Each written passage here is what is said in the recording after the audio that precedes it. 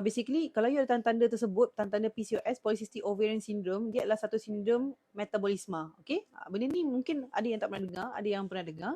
Dia menyebabkan whole aspect of body, macam tu. Okay, so Liana Yunus, waalaikumsalam, scan suspect hernia, saya pregnant dengan Refer Hospital. Okay, so hernia apa tu? Umbilical hernia ke apa? Macam mana boleh kena hernia? Adakah sebelum ni telah mengandung ataupun ini adalah kandungan kedua? Macam mana tu?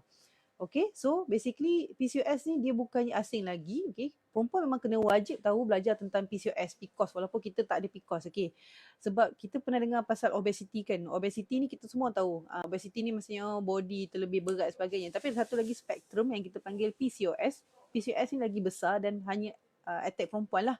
So PCOS ni kita categorized by berat badan susah nak turun, okay, and then hormon lelaki tinggi, testosteron dia higher, tinggi, and then yang ketiga insulin resistant tinggi, and then dia akan melibatkan masalah period, masalah kanser rahim, dan juga masalah kesuburan. Sebab tu ramai yang datang klinik check fertility baru tahu dia ada masalah kesuburan sebabkan PCOS. Okay,